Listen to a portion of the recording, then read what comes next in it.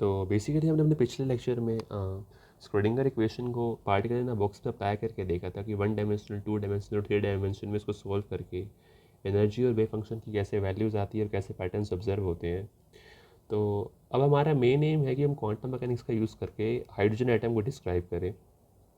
पर basically hydrogen atom को अगर हम डायरेक्टली स्क्रोडिंगर इक्वेशन अप्लाई करेंगे तो वो थोड़ा सा कॉम्प्लेक्स हो सकता है। तो उससे पहले हम दो सिंपल सिस्टम्स को लेंगे, उसको करके करते फिर हम उसको अपने हाइड्रोजन एटम पे इस मॉडल को एक्सटेंड कर देंगे ताकि उसको समझने में आसानी हो।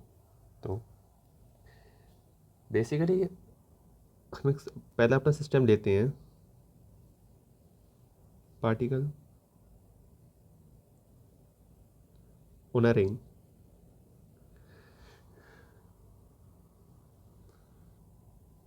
तो इस केस में हम क्या करेंगे कि लेट्स सपोज मान लीजिए हमारे पास एक्स और वाई एक्सिस है और इसमें हम एक रिंग कंसिडर कर रहे हैं रेडियस आर की। इसका रेडियस आर है और एक्स एक्सिस के साथ ये जो एंगल बनाएगा मान लीजिए इसे हम फाई बोल देते हैं। तो बेसिकली हम बोलते हैं कि जो फाई है उसकी वैल्यू ज़ीरो है everywhere except on the ring. यानी रिंग को छोड़ के फाई की वैल्यू हर जगह ज़ीरो होगी, यानी कि पोटेंशियल हर जगह पे केस पे इन्फानाइट होगी।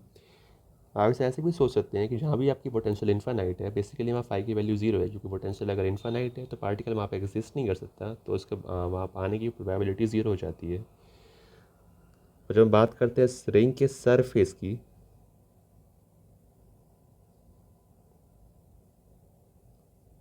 तो ये जो रिंग होगा वन डायमेंशनल ये है, यहाँ पे फाई की वैल्यू फाइनाइट होगी जो कि नॉन ज़ीरो होगी ऑन रिंग। तो बेसिकली इस केस में हमारा जो पार्टिकल है वो एक सर्कल पे रिस्ट्रिक्टेड है कि वो सर्कल पे ही मूव करेगा। तो ऐसे सिस्टम्स को हम एक्स और वाई में कार्टेशियन प्लेन का यूज़ करके एक्स और वाई कोऑर्डिनेट्स का यूज़ करने से थोड़ा सा कॉम्प्लेक्स हो सकता है।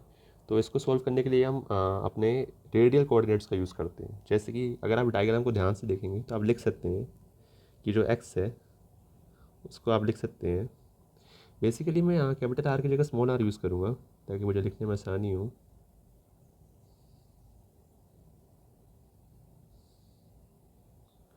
तो मैं लिख सकता हूँ कि जो मेरा एक्स है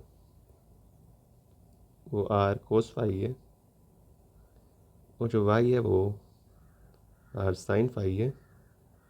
तो basically X square plus Y square मेरा आर हो गया, आर स्क्वायर, और जो मेरा फाई है वो tan inverse Y by X हो जाएगा। अब मैं पोलर कोऑर्डिनेट्स का यूज़ करके, जैसे पहले मेरा पार्टिकल था उसको डिस्क्राइब करने के लिए मेरे को एक्स और वाई कोऑर्डिनेट्स चाहिए थे, अब इनकी जगह मैं इस पार्टिकल को आर और फाई के टर्म्स में एक्सप्लेन कर सकता हूँ। तो बेसिकली जब मैं इस सिस्टम पे स्क्रोडिंगर इक्वेशन अप्लाई करूँगा, आप देख सकते हैं कि जो स्क्रोडिंगर ये जो सिस्टम है ये एक स्टेशनरी स्टेट है। तो मैं directly time independent equation use कर सकता हूँ जो कि है हैमिल्टोनियन ऑपरेटर एक्टिंग ऑन।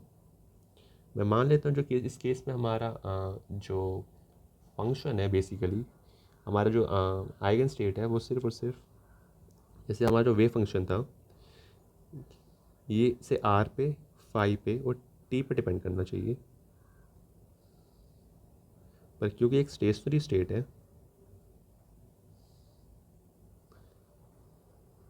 तो उस वजह से हम इसको इसके फेस फैक्टर और इसके मैं यहाँ पे आइगन फंक्शन को इस तरीके से डोनेट कर रहा हूँ। मान लीजिए कि आर और फाई पे डिपेंड करेगा, पर आप देख सकते हैं कि जो हमारा पार्टिकल मूव करेगा तो इसमें केस में हमारा जो आर है वो कांस्टेंट रहेगा। तो जो हमारा पैरामीटर है वो सिर्फ और सिर्फ फाई है जो चेंज करेगा। तो जो हमारा वेव फंक्शन बनेगा उसमें सिर्फ और सिर्फ जो फाई है उसकी वैल्यू चेंज करेगी। तो आप कह सकते हैं कि जो आपका आइगन स्टेट है ये सिर्फ और सिर्फ फाई का फंक्शन है। तो जब इसमें मैं हैमिल्टोनियन ऑपरेट करूँगा तो मुझे बेसिकली एनर्जी की वैल्यू मिलेगी, हम जानते हैं कि जो हमारा हैमिल्टोनियन ऑपरेटर होता है वो बेसिकली -h² / 2m Laplacian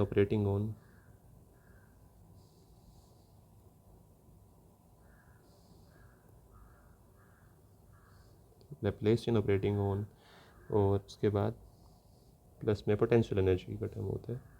इस केस में हमारी पोटेंशियल एनर्जी ज़ीरो है तो हमारे पास डायरेक्टली -h² / 2m Laplacian आ गया।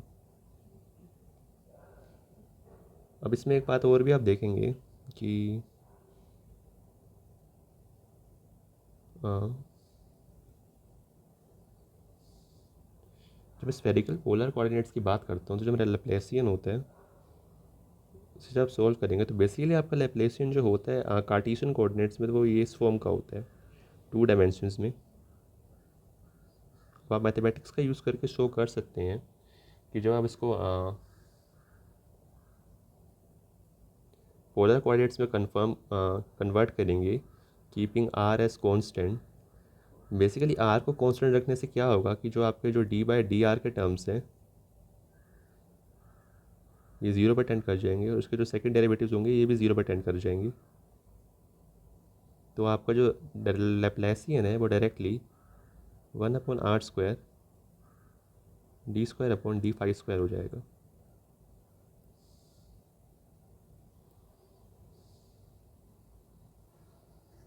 तो जो मेरी इक्वेशंस है वो कुछ इस फॉर्म की आ जाएगी कि 1/r² d² /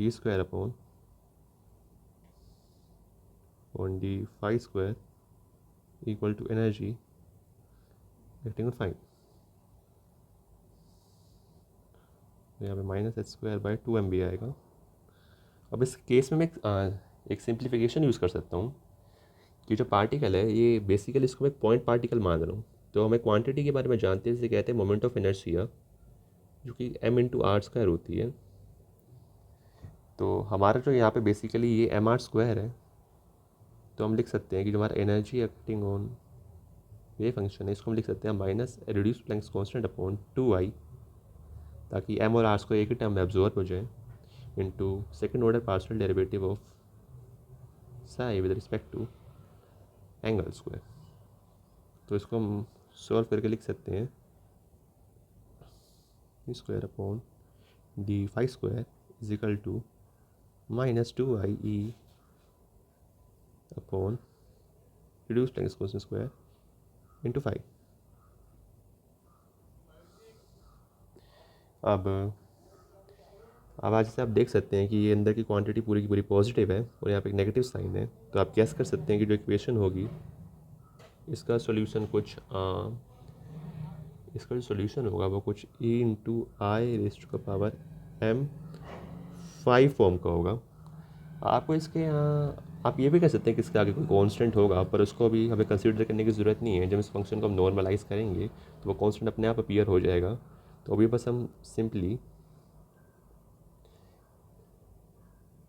इस फंक्शन को यूज़ करके अपने सिस्टम को सोल्व करने का ट्राई करेंगे। आप देखेंगे कि जब आप इसको 2 बार पार्शियल डेरिवेटिव इसका लेंगे फाई के साथ तो आपको मिलेगा -m² eim⁵, जहाँ पे e⁻im⁵ आपका फाई है तो आपको मिलेगा -m²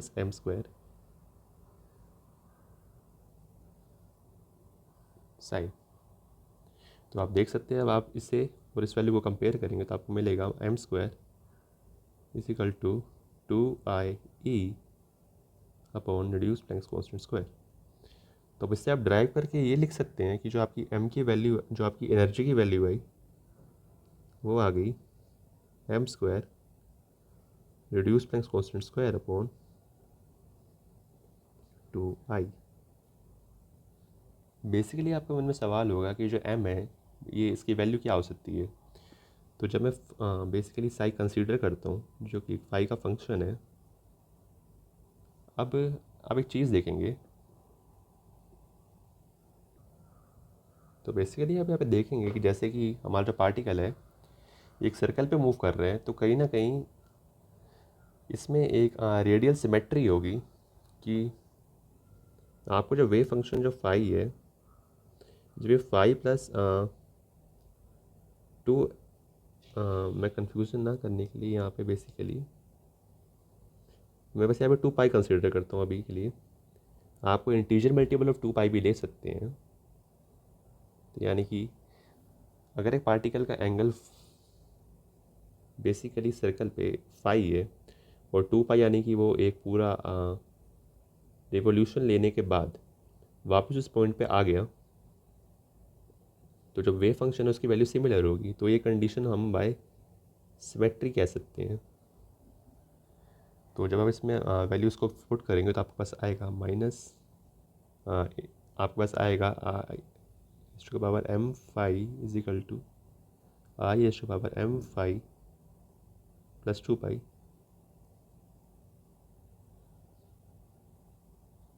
उसको जब आगे सोल्व करेंगे तो आपके पास आएगा ई रेज टू पावर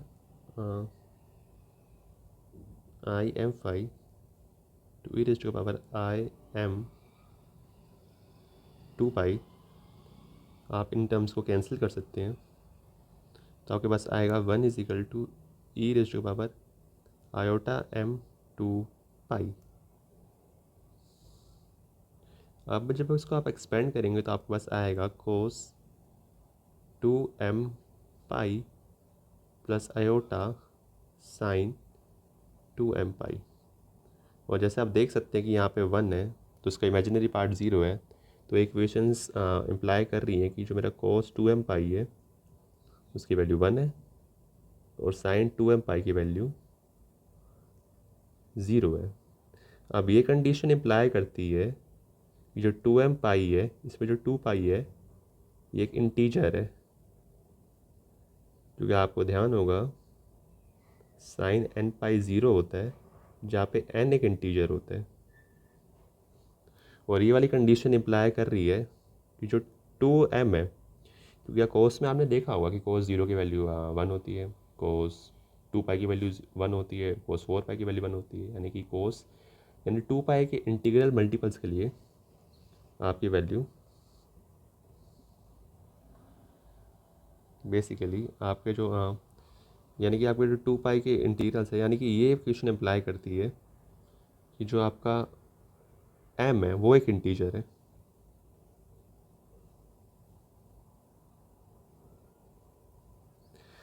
तो यानी कि आप कह सकते हैं कि जो आपका m है वो इंटीजर है, यानी कि m की value 0 plus minus 1 plus minus 2 ऐसे हो सकती है। अब आपको ध्यान होगा कि जो पार्टिकल है ना, हमने बॉक्स की बात की थी उसमें वैल्यू n नहीं हो सकती थी, अगर आप n लेंगे तो जो आपका साइन n पाई का टर्म, जो आपका जो n था वो साइन के अंदर था, तो जब आप n की वैल्यू 0 लेंगे तो आपका साइन का टर्म 0 हो जाएगा, तो पार्टिकल है ना बॉक्स पर साई की वैल्यू 0 हो जाएगी। तो साई की वैल्यू 0 होने की वजह से उसका मतलब है कि पार्टिकल एग्जिस्ट ही नहीं करेगा। तो उस केस में हमने n की वैल्यू 0 नहीं ली थी, बट अगर आप इस केस में देखेंगे तो आपका फाई आया था, आपका साई की वैल्यू आई थी E raise to the power m I M phi. तो इस केस में अगर आप फाई को 0 भी ले लेंगे तो आपको फाई की वैल्यू 1 मिल जाएगी। तो यानी कि m equal to 0 is acceptable. अब आपको ध्यान होगा कि जो m की वैल्यू होती है वो नेचुरल नंबर थी 1 2 3, प्रिंसिपल क्वांटम नंबर। बेसिकली इसमें हम सिर्फ पॉजिटिव वैल्यूज़ को कंसीडर करते हैं, नेगेटिव वैल्यूज़ को कंसीडर नहीं करते। उसका रीज़न ये भी है कि जो n है वो आपके एनर्जी लेवल्स को डिस्क्राइब करते हैं। एनर्जी लेवल 1 है, फिर 2 है, फिर 3 है। अब जब आप बात करते हैं नेगेटिव एनर्जी लेवल्स की तो वो सेंस नहीं बनाता कि जो पार्टिकल फर्स्ट एनर्जी लेवल पे है वो राइज अप करेगा, ये बात सेंस बनाती है। मैं आपको बोलता हूँ कि -1 एनर्जी लेवल है, -2 एनर्जी लेवल है, ये चीज़ सेंस नहीं बनाती। जैसे कि आप एग्जांपल ले सकते हैं, अगर आप लिफ्ट की बात करते हैं तो लिफ्ट में आपका फर्स्ट फ्लोर होता है, सेकंड फ्लोर होता है, ग्राउंड फ्लोर होता है, और उसमें अगर आप नेगेटिव फ्लोर की बात करते हैं तो सच में वो बात सेंस नहीं बनाती है। अगर हम m की बात करते हैं तो बेसिकली जो m है वो कोई भी इंटीजर हो सकता है, तो m की वैल्यू 0 प्लस -1 प्लस -2 कोई भी इंटीजर एक्सेप्टेबल है।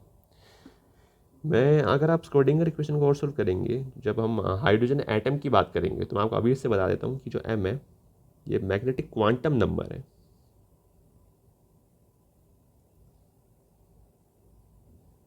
मैग्नेटिक क्वांटम नंबर का क्या मतलब होता है? बेसिकली क्या होता है कि जब आप मैग्नेटिक फील्ड अप्लाई करेंगे तो मैग्नेटिक क्वांटम नंबर के कोरस्पॉन्डिंग आपके जो ऑर्बिटल्स होंगे वो डीजनरेट हो जाएंगे। जैसे आपने जीमन इफेक्ट में पढ़ा होगा, तो एम के हिसाब से उनके पास एक पर्टिकुलर वैल्यू आ जाती है एनर्जी की।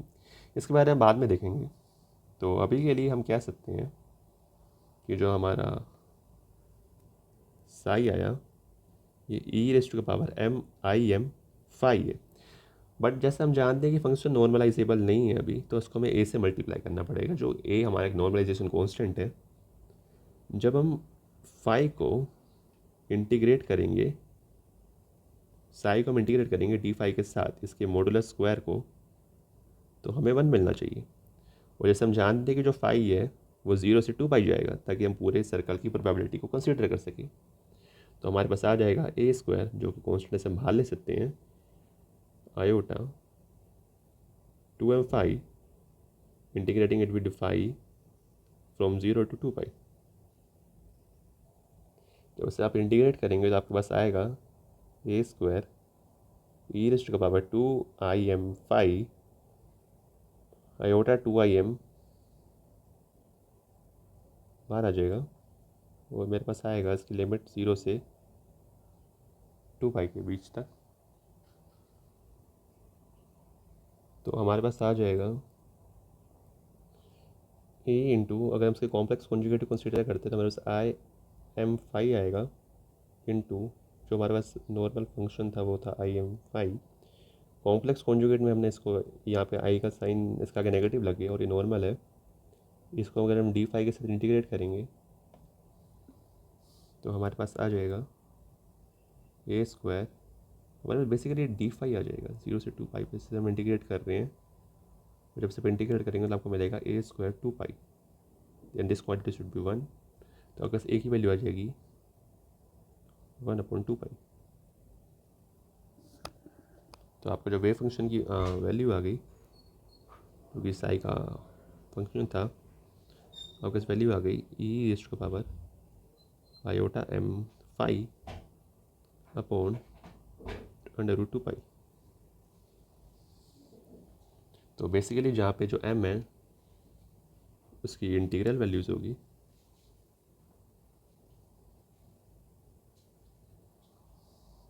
अब ये वेव फंक्शन नहीं है। अगर मैं वेव फंक्शन को लिखूँगा तो जैसे आप जानते हैं कि जो वेव फंक्शन है वो साई ये टू फेस फैक्टर होगा। तो अगर वेव फंक्शन को पूरी तरीके से लिखता हूँ तो वो साई का और टाइम का फंक्शन होगा। तो उसको मैं लिख सकता हूँ 1/2 pi under root E raise to power iota I M phi minus iota upon reduced Planck's constant into energy up to time. तो ये मेरा आ गया वेव फंक्शन। तो मेरे पास ऐसे करके वेव फंक्शन की वैल्यू आ गई। अब इसमें पर्टिकुलर एम की वैल्यूज़ के लिए आपके पास वेव फंक्शन का डिफरेंट वैल्यूज़ आएगी, जिसका यूज़ करके आप प्रोबेबिलिटी डेंसिटी कैलकुलेट कर सकते हैं। अब आप एक चीज़ देखेंगे कि जो हमारी एनर्जी की वैल्यू आई थी वो M square reduced Planck's constant upon 2 आई थी। अब आप जानते हैं जैसे कि टोटल एनर्जी थी वो kinetic energy plus potential energy थी, बट इस केस में क्योंकि पोटेंशियल एनर्जी 0 थी तो हमारे पास काइनेटिक एनर्जी आ गई। आपको पता है जो काइनेटिक एनर्जी होती है वो पी स्क्वायर अपॉन 2m होती है। अब इसमें काम कीजिए, ऊपर आर स्क्वायर से मल्टीप्लाई कर दीजिए, नीचे भी आर स्क्वायर से मल्टीप्लाई कर दीजिए। ये क्वांटिटी पॉइंट चार्जेस के लिए, सिर्फ पॉइंट चार्जेस के लिए ये मोमेंट ऑफ इनर्शिया बन जाएगी। और पॉइंट चार्जेस के लिए अगर मोमेंटम हम अगर इमेजिन करते हैं सर्कुलर केसेस में, तो अगर उसकी जो यूनिफॉर्म वेलोसिटी है तो ये वाली क्वांटिटी एंगुलर मोमेंटम का स्क्वायर बन जाएगी। तो मैं कह सकता हूँ कि इस केस में जो एंगुलर मोमेंटम है वो m into reduce Planck's constant है, यानी इस केस में जो एंगुलर मोमेंटम है वो भी क्वांटाइज्ड है। पर्टिकुलर m की वैल्यूज़ के लिए एंगुलर मोमेंटम की पर्टिकुलर वैल्यू आएगी। अब ये m की वैल्यू क्या है, वैसे इस केस में आपको इतनी फिजिकल में आपको इंटरप्रिटेशन नहीं दे सकता। जब आप इसको श्रोडिंगर इक्वेशन के लिए सॉल्व करेंगे तो आपको पता लगेगा कि m की क्या ट्रू सिग्निफिकेंस है। तो ये हमारा केस था पार्टिकल इन अ रिंग के लिए, जिसमें बस इतना ही था। अब इसके बाद हम एक कॉम्प्लेक्स सिस्टम लेंगे जो इससे कॉम्प्लेक्सिटी के लेवल पे इससे थोड़ा सा ज़्यादा हाई है। वो है पार्टिकल ऑन अ स्फीयर। अब इसे स्टार्ट करने से पहले मैं बोलना चाहूँगा कि जैसे आपको पता है कि मैथ्स में second order difference partial differential equations को सॉल्व करने के लिए डिफरेंट टेक्निक्स होती है। हम लेजेंड्रे, हैमिल्टोनियन, रूट गिरे पॉलिनोमियल्स का यूज़ करते हैं, जो कि आपको आगे अगर आप फिज़िक्स में कोर्सेज लेते हैं तो आपको उनसे इंट्रोड्यूस किया जाएगा। पर केमिस्ट्री में क्योंकि हमारे पास अभी के हो सकता है आप में से किसी को आइडिया हो, किसी को ना हो, तो हम बेसिकली आगे के इक्वेशंस को डायरेक्टली सॉल्व नहीं करेंगे। हम आपको इक्वेशन को एक पर्टिकुलर लेवल पे सोल्व करके लेके जाएंगे और बताएंगे कि किस तरीके के टूल्स का यूज़ करके आप इसके सॉल्यूशंस को ड्राइव कर सकते हैं, उसके सॉल्यूशंस किस फॉर्म के होंगे और किस तरीके से आप एग्ज़ाम में आपको उनसे क्वेश्चन पुटअप करे जा सकते हैं। आपको उनके मैथमेटिकली उसमें ज़्यादा जाने की ज़रूरत नहीं है, क्योंकि उसका सही टाइम अभी नहीं है। जब आपको एक बार उन मैथमेटिक्स के बारे में पता लग जाएगा तो आप इक्वेशंस को खुद से ड्राइव कर सकते हैं। बट अपने कोर्स के लिए हम बस सीधा थ्योरेटिकल व्यू पॉइंट से हम कंसिडर करेंगे और इक्वेशंस को बस एनालाइज करेंगे और उनको एनालाइज करके नोड्स या एनर्जी की प्रॉपर्टीज़ वगैरह बस इनको डिस्क्राइब करने का ट्राई करेंगे। तो पार्टिकल ऑन अ स्फीयर में हम एक पार्टिकल ऑन अ रिंग का एक एक्सटेंशन है। जैसे हम पता था कि पार्टिकल ऑन अ रिंग पे हमने पार्टिकल को कन्फाइन किया था कि वो एक्स वाई प्लेन में ही मूव करेगा। अब मान लीजिए कि जो पार्टिकल ऑन अ रिंग है, इसमें अगर हम जेड एक्सिस को ऐड करते हैं, मान लीजिए कि हम एक्सिस कंसीडर करते हैं, तो पी थ्री एक्सिस को एक्स, वाई और Z, three mutually perpendicular axis है और इसमें एक स्फीयर है।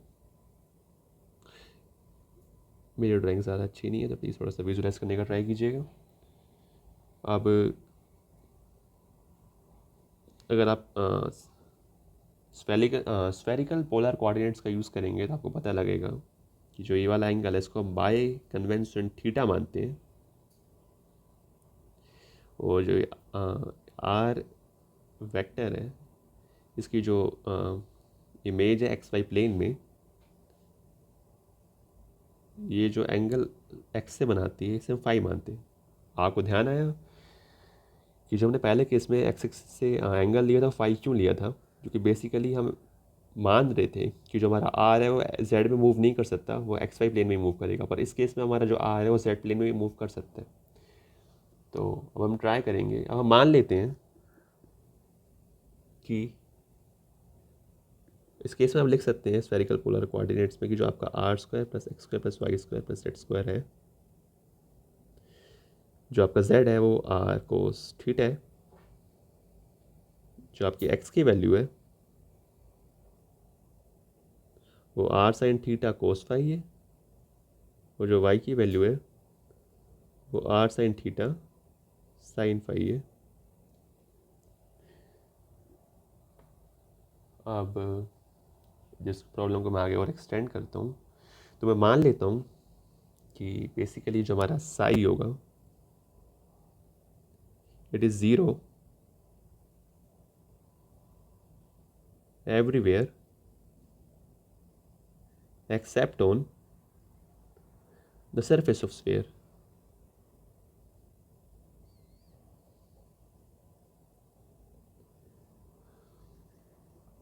और फाई फाइनाइट होगा ऑन सरफेस ऑफ स्फीयर।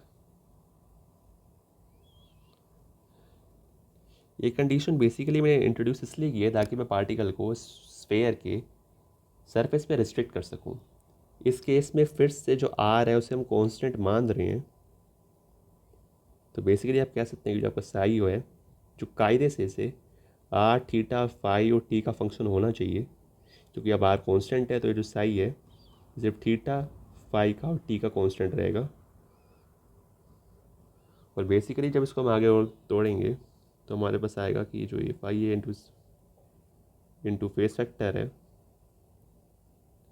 इसमें जो ये हम आइगन्स फंक्शन कंसीडर कर रहे हैं, ये जो मतलब हम कंसीडर कर रहे हैं फंक्शन, ये सिर्फ और सिर्फ थीटा और फाई पे डिपेंड करेगा, आर पे डिपेंड नहीं करेगा।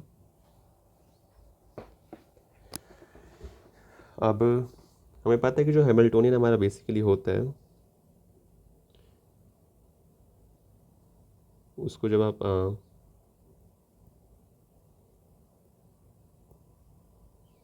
साई पे ऑपरेट करेंगे तो आपको एनर्जी की आइगन वैल्यू इंटू 5 मिलेगा।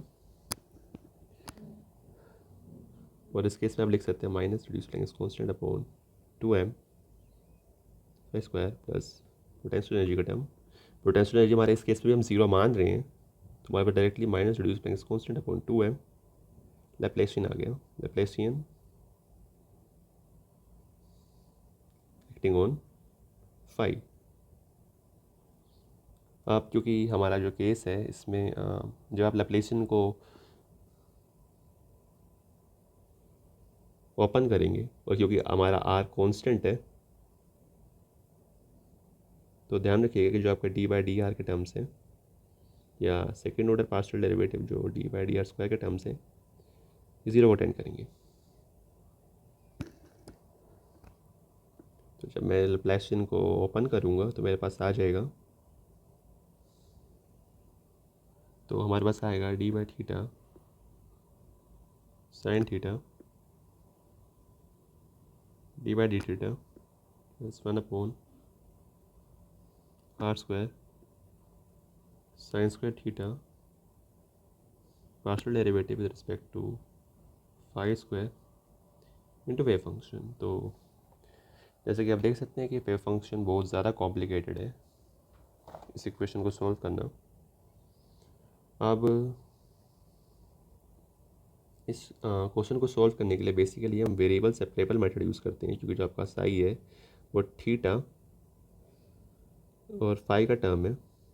तो हम मान लेते हैं कि जो फंक्शन को आप A theta into B phi variable separable का यूज़ करके सॉल्व कर सकते हैं। बट अब जब आप आगे बढ़ेंगे तो आपको पता लगेगा कि आप इस क्वेश्चन में वेरिएबल सेपरेबल मेथड यूज़ नहीं कर सकते हैं। क्यों, वो मैं आपको दिखाता हूँ। जब आप ए को आगे सॉल्व करेंगे तो आपके पास आएगा ए बी। मैं अभी बेसिकली इनके ये नहीं लिख रहा कि किसके फंक्शन है, तो आप लिख सकते हैं फाई को A B minus by 2m। ये क्योंकि थीटा से डेरिवेटिव हो रहा है तो आप इसे बी को बाहर निकाल सकते हैं।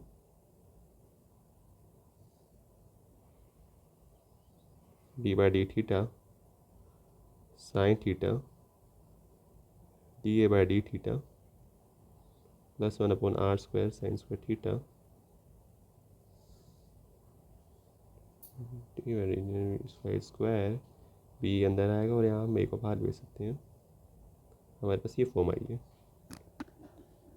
अब इसमें जब आप ए और बी को नीचे दोनों साइड से डिवाइड कर देंगे, जैसे हमने पार्टीशन बॉक्स में किया था सॉल्व करने के लिए, और 2m को अगर मैं यहाँ पे ले जाऊँ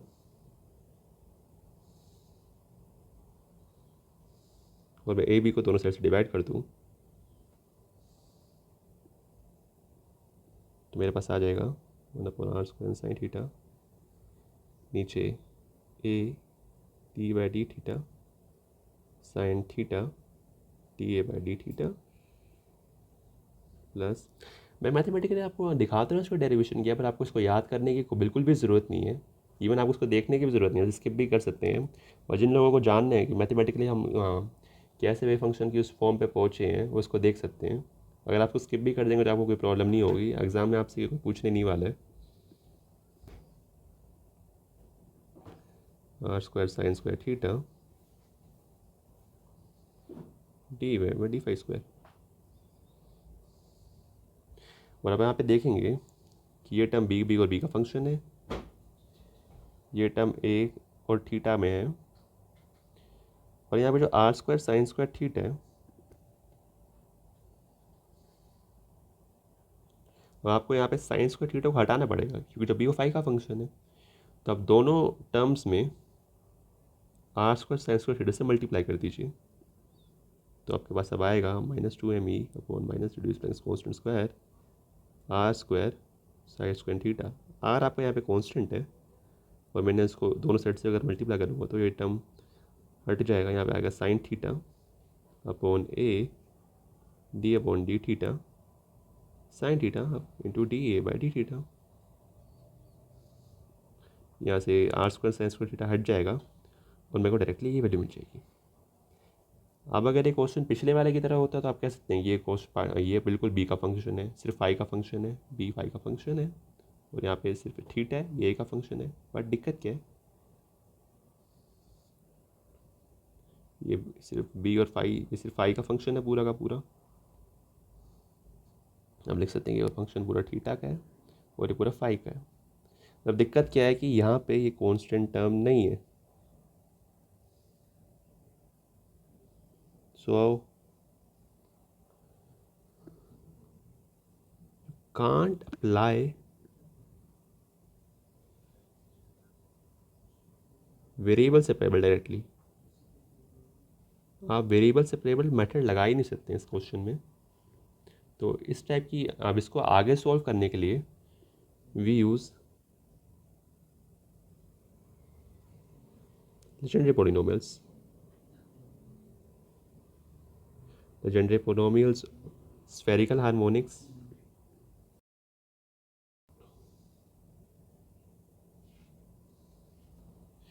बेसिकली इन फंक्शंस का यूज़ करके आप सॉल्यूशंस पे अराइव करेंगे। तो जो आपका सॉल्यूशन होगा, जो आपका साइड थीटा और फाई का फंक्शन है, ये बेसिकली इनको हम स्फेरिकल हार्मोनिक फंक्शंस बोलते हैं, जिन्हें आप बेसिकली बाद में मैथ्स में या फिज़िक्स के अपने किसी कोर्स में इनके बारे में पढ़ेंगे। इसको ये बेसिकली थीटा और फाई पर डिपेंड करते हैं। अब आपको ध्यान होगा कि अगर इसे खोलेंगे तो आपको मिलेगा कि जो आपने माना था कि जो हमारा ए का टर्म है वो थीटा का है और जो बी का टर्म है वो फाई का है। अब बी का जो टर्म है, लकीली, शायद से लकीली बोलना भी सही नहीं है, वो हमारा जो पुराना हमारे पे टर्म आया था 1/2 पाई, जो हमने पार्टिकुलर रिंग के लिए सोल्व किया था, उससे कोरिस्पोंड करते हैं। पर जब हम बात करते हैं ए की, तो जो आपके पास ए के फंक्शन आएगा फॉर्म का, वो होगा कुछ इस तरीके का। अब ये क्या है, बेसिकली यहाँ पे एन नॉर्मलाइजेशन कांस्टेंट है, नॉर्मलाइजेशन कांस्टेंट। तो ऑफ कोर्स इसको अगर आप बाद भी इंक्लूड करें तो कोई दिक्कत नहीं पड़ेगी। ये जो है ये है आपका लेजेंडरी पोलिनोमियल। लेजेंडरी पोलिनोमियल्स की कुछ मैथमेटिकल प्रॉपर्टीज़ होती है जिसका यूज़ करके हम फंक्शन को सॉल्व कर सकते हैं। मैं इनके बारे में डिस्कस नहीं करने वाला क्योंकि ये कोई मैथमेटिकल कोर्स नहीं है। इनकी अगर प्रॉपर्टी में ज़्यादा जाने का मतलब अभी कोई मतलब बनता नहीं है। बेसिकली जो पोलिनोमियल्स है ये कॉस थीटा अपना एक्सेप्ट करके आपको बेसिकली कुछ फंक्शंस देंगे जिनका यूज़ करके आप वे फंक्शंस की वैल्यू ड्राइव कर सकते हैं। और जब आप स्क्रोडिंगर इक्वेशन को आप सोल्व करेंगे तो आपको एक यूज़फुल रिजल्ट भी मिलेगा, जो होगा कुछ इस तरीके का कि जो आपकी एनर्जी की वैल्यू होगी वो L into L+1 into H reduce Planck's constant square upon 2I के फॉर्म में होगा, जहाँ पे I आपका मोमेंट ऑफ एनर्जी है और L बेसिकली आपका नंबर है कोई भी जो कि 0 से 1 2 3 तक जा सकते हैं। आपने जैसे देखा होगा कि आपका लेजेंडरी पॉलिनोमियल है, ये भी थीटा की वैल्यू लेगा, आपकी एम की वैल्यू और एल की वैल्यू लेगा। एम की वैल्यू आपको मोड में इनपुट करवानी पड़ेगी और जो आपकी एनर्जी की वैल्यू है वो कुछ L into L+1 into reduce Planck's constant upon 2I है। अब ये वैल्यू वही बात है कि कहाँ से आई। जब आप स्क्रोडिंगर इक्वेशन को सोल्व करेंगे तो आपको बीच में कंस्ट्रेंट मिलेगा जिसके अकॉर्डिंग ये जो आपका लेजेंडरी पॉलिनोमियल है उसके अकॉर्डिंग जो L की वैल्यू वो 0 से 1 2 3 तक जाएगी। ये होल नंबर्स होगी वैल्यू, इसकी नेगेटिव वैल्यू नहीं हो सकती है। और एनर्जी का फॉर्मूला कुछ L इंटू L+1/2 आएगा। अब इस केस में हम जानते हैं कि जो एनर्जी है वो kinetic energy plus potential energy होती है और उसकी किसी पोटेंशियल एनर्जी 0 है। तो हमारी काइनेटिक एनर्जी जैसे हमने पिछले वाले केस में देखा था कि वो एंगुलर मोमेंटम को स्क्वायर अपॉन 2I है, जैसे मैंने आपको रिंग के लिए दिखाया था। बट इस केस में हमारे पास L into L+1 into reduce Planck's constant upon 2I है। तो मेरे पास यहाँ से आ गया कि जो एंगुलर मोमेंटम है, आपको यहाँ पे कंफ्यूज होने की ज़रूरत नहीं है। बेसिकली जो कैपिटल एल है वो आपका एंगुलर मोमेंटम है, और जो स्मॉल एल है वो बेसिकली कोई क्वांटम नंबर है। हाइड्रोजन के केस में से हम एजीमुथल क्वांटम नंबर डिस्क्राइब करते हैं, जिसका यूज़ करके हम एंगुलर मोमेंटम को डिस्क्राइब करते हैं, और s p d f sub shells को एक्सप्लेन करते हैं। तो आपके पास आ गया l into l plus one under root reduce Planck's constant. तो आपने देखा कि यहाँ पे आपका एंगुलर मोमेंटम की वैल्यू के हिसाब से क्वांटाइज्ड है। तो ये आपका एंगुलर मोमेंटम का फॉर्मूला आ गया। ऊपर आपके पास एक एनर्जी का फॉर्मूला आया पार्टिकुलर स्फीयर के लिए।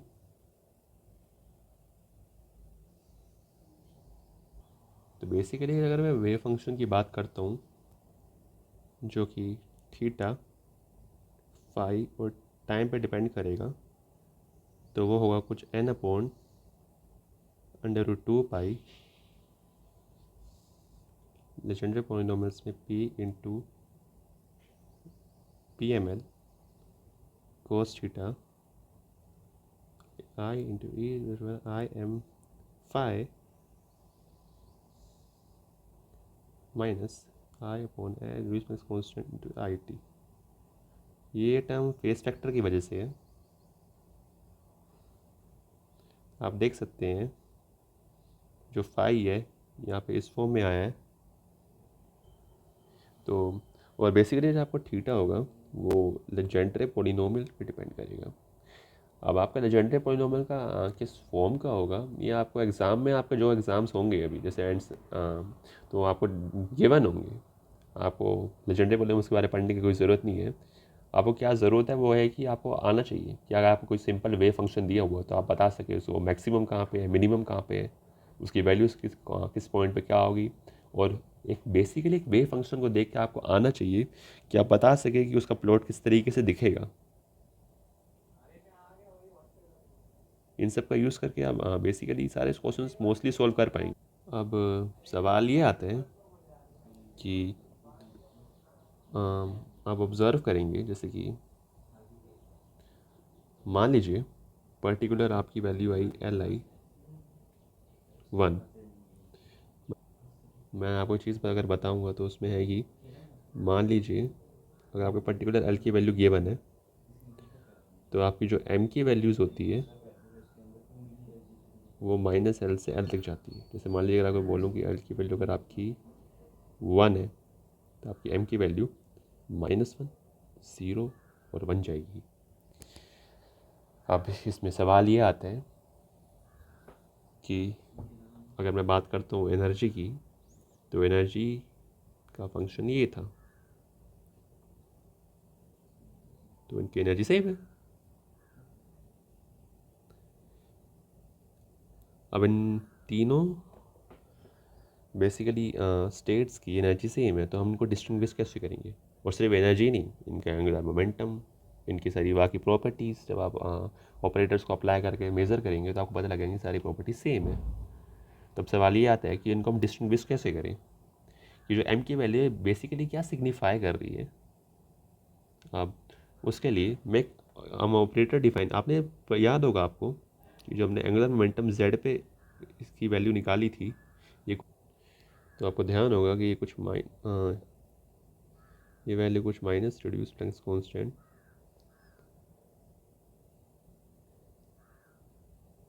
X d upon d y minus y d upon d x कुछ आई थी। और जब उसको स्फेरिकल पोलर कोऑर्डिनेट्स पे एक्सप्रेस करेंगे तो आपको पता लगा कि ये वैल्यू कुछ माइनस ये डी बाई डी वाई, आपका जो ऑपरेटर है वो कुछ इस फॉर्म में आ जाएगा। तो बेसिकली जब आप एंगुलर मोमेंटम के जेड कंपोनेंट को मेज़र करेंगे फाई पे अप्लाई करके,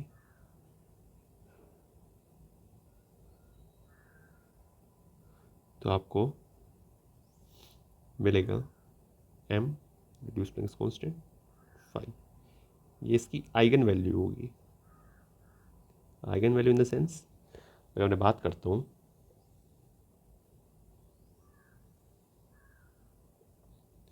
जेड एक्स वाई की, और मान लीजिए अगर पार्टिकल रोटेट कर रहा है उसका एंगुलर मोमेंटम कुछ इस डायरेक्शन में, एंगुलर मोमेंटम एक वेक्टर क्वांटिटी होता है, तो उसका जो ये थीटा कंपोनेंट है, तो उसका जो एल जेड कंपोनेंट होगा एल कोस थीटा, उसकी आइगन वैल्यू होगी कुछ एम रिड्यूस प्लैंक्स कांस्टेंट की फॉर्म की।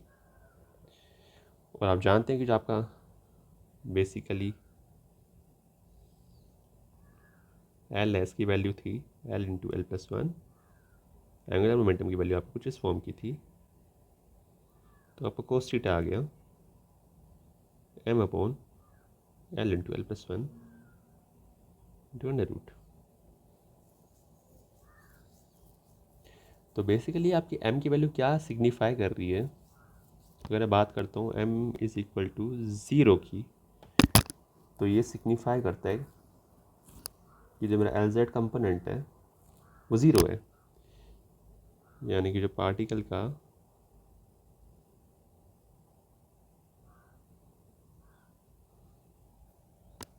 एंगुलर मोमेंटम का जो कंपोनेंट है वो ज़ीरो आ रहा है।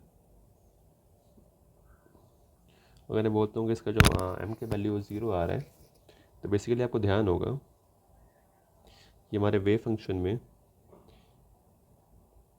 अगर मैं हमारे वेव फंक्शन का कंसीडर करूँ, इसके बाकी सब पार्ट को मैं a मान लेता हूँ, a कोई भी कांस्टेंट है, into minus plus i M phi, तो अगर m ज़ीरो है तो डायरेक्टली ये a आ गया।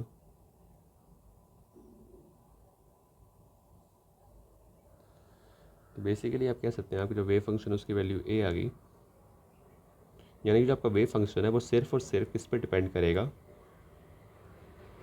थीटा पे, क्योंकि उसमें जो फाई पे डिपेंडेंस थी वो ख़त्म हो गई। या आपको आप इसको कुछ अलग तरीके से भी समझ सकते हैं इस अप्रोच का यूज़ ना करके।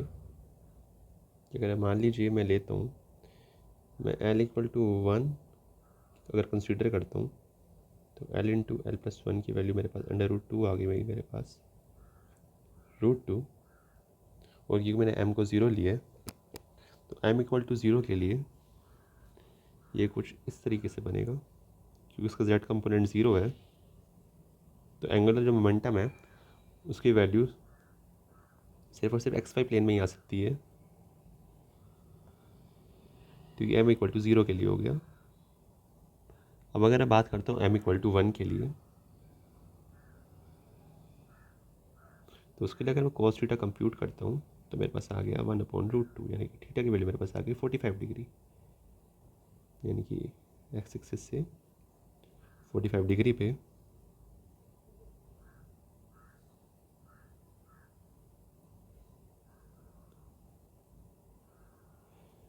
45 डिग्री पे जो ये होगा ये m इक्वल टू वन के लिए हो गया।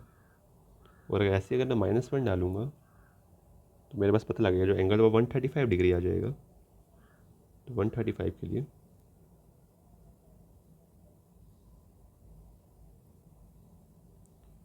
ये वाला हो जाएगा। तो बेसिकली आप देख सकते हैं कि जो m की वैल्यू है helps us to distinguish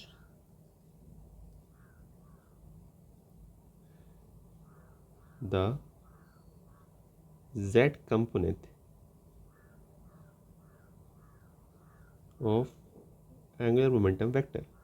basically जो एंगुलर मोमेंटम का z कंपोनेंट है वो क्वांटाइज्ड फॉर्म में आपको मिलेगा, इस फॉर्म में।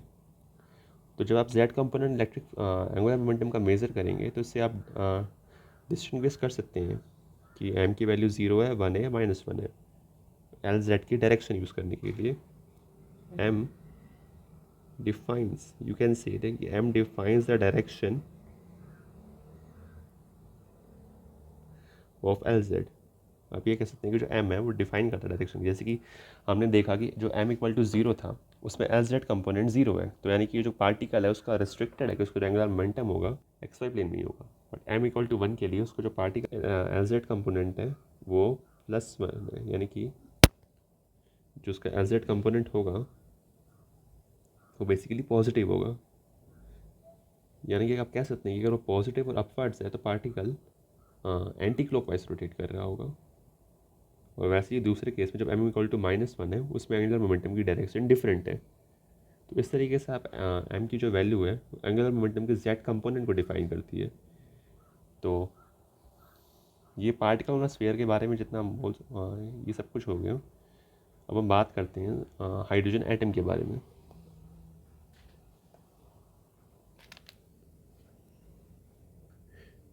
तो बेसिकली आपको एक आइडिया मिल ही गया होगा कि जो बेसिकली मैथमेटिक्स यूज़ करने वाले हैं वो लेजेंडरी पॉलिनोमियल्स सबकी वो थोड़ी सी कॉम्प्लेक्स है। और हाइड्रोजन आइटम्स में जब यूज़ करते हैं तो इसमें इवन कॉम्प्लेक्सिटी और बढ़ेगी।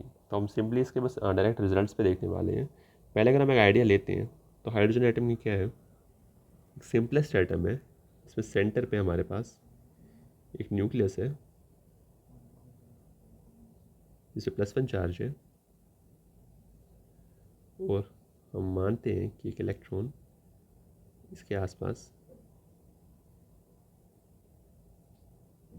रोटेट कर रहे होते हैं। अब जो मास ऑफ इलेक्ट्रॉन है बेसिकली उसको समथिंग अराउंड 10⁻³ और 4 समथिंग लाइक दैट, या आप कह सकते हैं कि जो आपका मास ऑफ प्रोटॉन है वो मास ऑफ इलेक्ट्रॉन से बहुत ज़्यादा है। तो इवन तो एक टू बॉडी सिस्टम प्रॉब्लम है, तो इन्हें कायदे से यहाँ पे इनका जो सेंटर ऑफ मास होगा इसके अराउंड न्यूक्लियस और इलेक्ट्रॉन रिवॉल्व करेंगे। बट क्योंकि मास ऑफ प्रोटॉन बहुत ज़्यादा है तो जो सेंटर ऑफ मास है ये बहुत ही ज़्यादा, इसका जो डिस्टेंस न्यूक्लियस से होगा वो बहुत ज़्यादा नेग्लिजिबल होगा इलेक्ट्रॉन के कंपैरिजन में। तो इसमें हम अप्रोक्सीमेशन लेके चलते हैं ताकि जो टू बॉडी प्रॉब्लम है इसको हम वन बॉडी प्रॉब्लम में कन्वर्ट कर सकें कि nucleus stationary and the electron is revolving in a Coulomb attraction। तो इसमें बेसिकली जब आप हैमिल्टोनियन आप लिखेंगे तो वो कुछ इस फॉर्म का होगा -2mn लैप्लासियन माइनस के। अब जो किसमें हम हाइड्रोजन एटम की बात कर रहे हैं, आप के लिए आपका कूलम्स कांस्टेंट है जिसे आप 1/4πε की फॉर्म में भी लिख सकते हैं। ई स्क्वायर यहाँ पे इलेक्ट्रॉन का चार्ज है अपॉन आर, जो कि आर एन के बीच का डिस्टेंस है।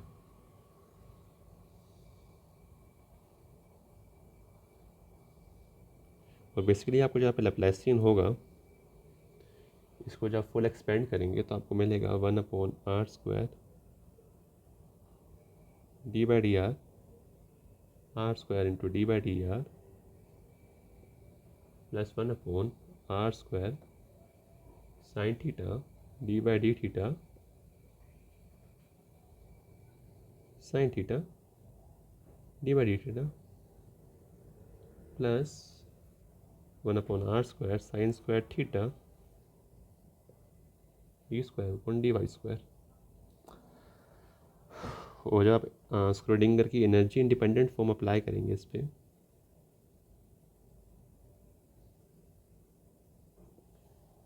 तो आपको सॉल्यूशंस मिलेंगे।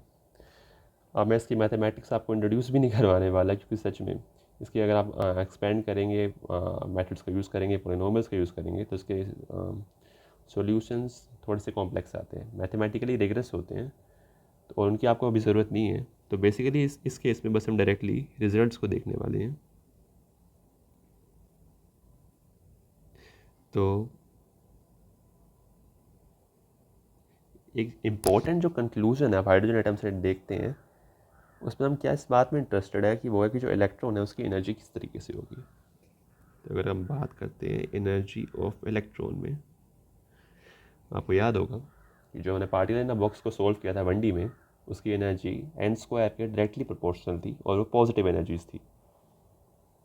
और वैसे ही पार्टिकल रिंग में भी एनर्जी पॉजिटिव थी और वो किसी इंटीजर मल्टीपल के स्क्वायर के प्रोपोर्शनल थी। पर इस केस में क्योंकि इलेक्ट्रॉन जो है वो फ्रीली मूव ना करके एक बाउंडेड पोटेंशियल में है, तो बाउंडेड पोटेंशियल्स में एनर्जी टोटल नेगेटिव होनी चाहिए, तभी वो इलेक्ट्रॉनिक अट्रैक्टिव पोटेंशियल्स में एग्जिस्ट कर सकते हैं। तो जो हमारी इसमें एनर्जी आएगी वो होगी minus mass of electron into its charge square upon 8 into epsilon not square into h square 1 upon n square. इस क्वांटिटी को आप ई नोट भी मान सकते हैं अपॉन 1 बाई एन स्क्वायर। अब यहाँ पे देखेंगे आपकी एनर्जी जो है वो नेगेटिव है, क्योंकि एक बाउंडेड पोटेंशियल है, एक बाउंडेड स्टेट है।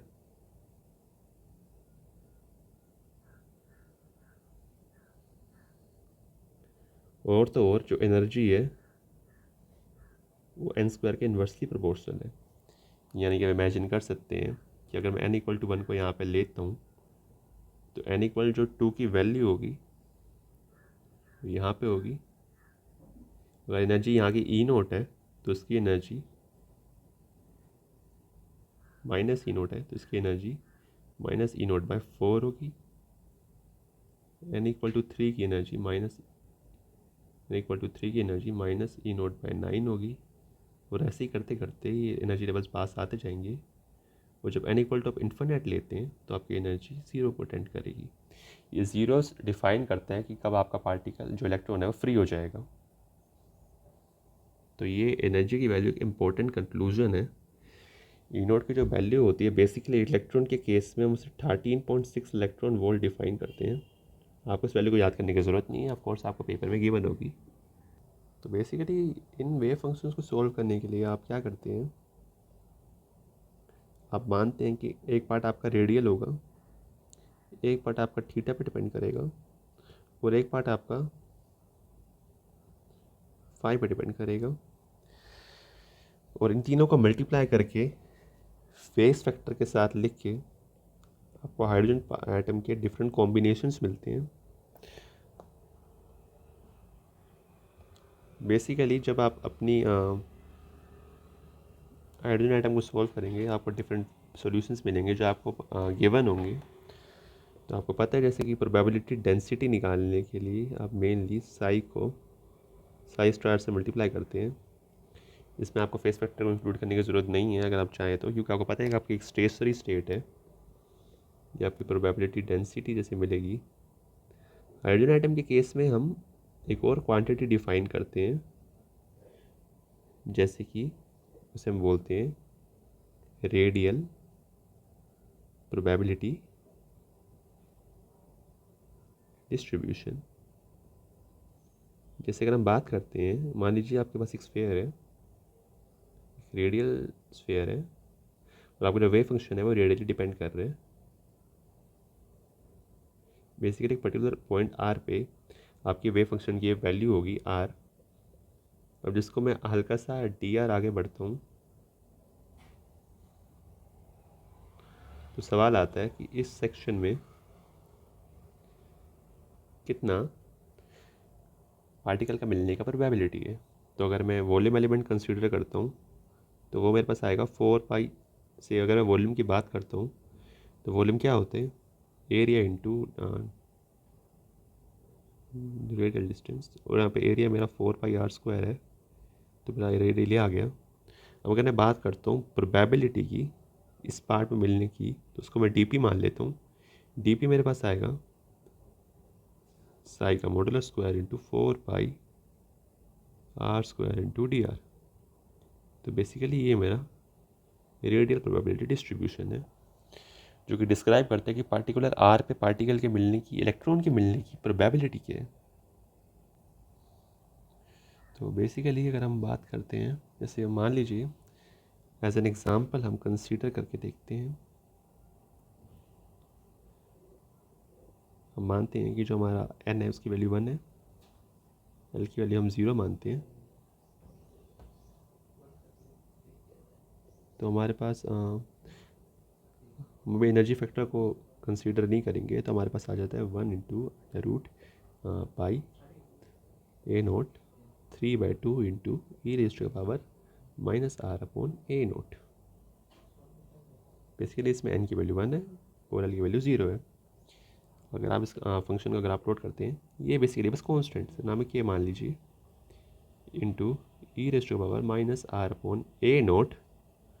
अगर इसे प्लॉट करके देखता हूँ तो मेरे पास आएगा साई का और आर का। तो जब मेरी आर की वैल्यू ज़ीरो होगी तो बेसिकली ये, तो यहाँ पे अगर मैं ग्राफ प्लॉट करूँगा तो उस पर जीरो पे वैल्यू क्या आएगी, जैसे जैसे आर टेंड करेगा ये ज़ीरो की तरफ टेंड कर जाएगा।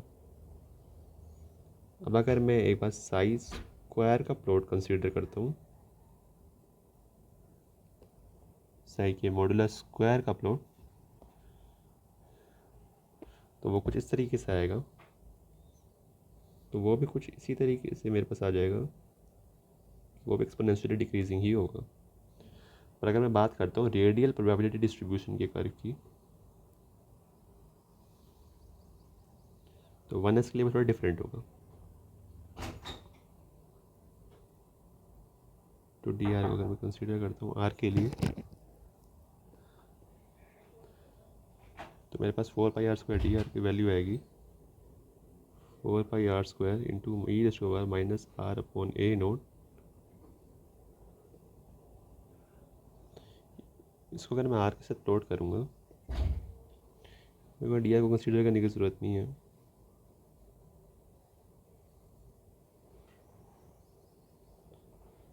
जैसे आप देख सकते हैं कि यहाँ पे आर की वैल्यू, अगर मैं बेसिकली आर स्क्वायर की बात करता तो इसका फंक्शन कुछ इस फॉर्म का आता। और अगर मैं एक्सपोनेंशियली डिक्रीजिंग फंक्शंस की बात करता हूँ तो इनका फंक्शन कुछ इस तरीके का आता है। जब इन दोनों को मैं जोड़ दूंगा तो मेरे पास फंक्शन कुछ इस फॉर्म का आएगा। आप देख सकते हैं कि यहाँ पे जहाँ पे रेडियल प्रोबेबिलिटी डिस्ट्रीब्यूशन मिलने की प्रोबेबिलिटी मैक्सिमम है, ये जो पॉइंट है इसको निकालने के लिए अब एक बार R square into e raise to power minus are upon A and naught को जब डिस्ट्रीब्यूशन करके देंगे तो इसका आपके पास आएगा कि जो आर की वैल्यू है वो ए नोट की इक्वल है। तो यहाँ पे ए नोट पे पार्टिकल के मिलने की प्रोबेबिलिटी सबसे ज़्यादा है और इस ऑर्बिटल को 1s बोलते हैं। तो ये हाइड्रोजन एटम में बेसिकली 1s को डिस्क्राइब करता है। तो इस पर जब डिफ्रेंशिएट करेंगे तो आपकी आर की वैल्यू ए नोट की इक्वल आ जाएगी, जैसे हम बोहर रेडियस पे डिफाइन करते हैं। तो आपके पास कुछ इस तरीके का से आ जाएगा। अब इसमें एक कंसेप्ट और भी होता है नोट का। तो बेसिकली नोट्स वो पॉइंट होते हैं जहाँ पे वेव फंक्शन की वैल्यू ज़ीरो आती है।